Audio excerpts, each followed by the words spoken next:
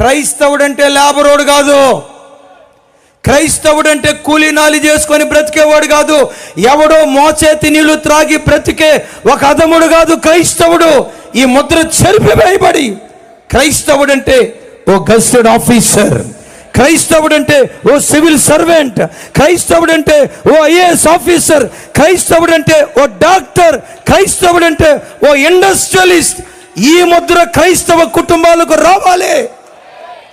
అటు లేబరోడ్రా, ఆ జమానా పోవాలి.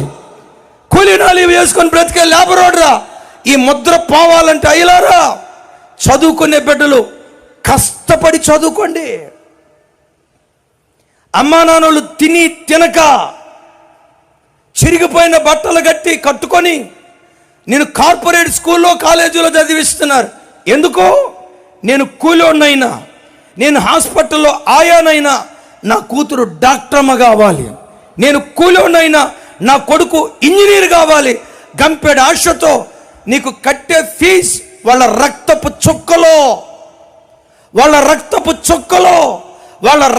చుక్కలు నువ్వు అనుభవిస్తా.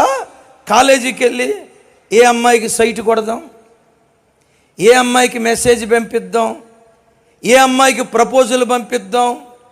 ఈ పోకిరి చేష్టలు చేసేవాడు, ఈ పనికిమాలిన కార్యక్రమాలు చేసే ఆడబిడ్డ క్రైస్తవ్యానికి మాయని మచ్చ కాదా? యవన బిడ్డలారా, తల్లులారా, పిల్లలకు చిన్నతనం నుంచి ఉగ్గుపాలతో నేర్పండి. క్రైస్తవుడంటే 4th క్లాస్, ఆ ముద్ర చెరిపివేయబడాలి. క్రైస్తవుడంటే లేబరోడు, ఆ ముద్ర చెరిపివేయబడాలి. మన మోచేతి నీళ్లు త్రాగే దరిద్రుడు, అది చెరిపివేయబడాలి.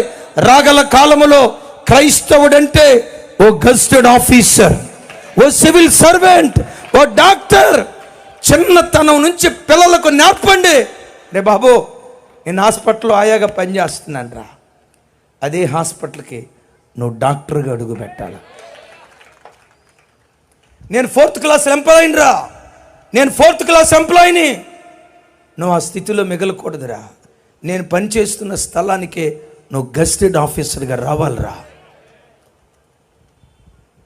క్రైస్తవ కుటుంబాలలో నుండి ఏలికలు లేస్తే భరత రాజ్యం యెహోవాది అవటానికి దేవుడు కృప చూపిస్తాడు.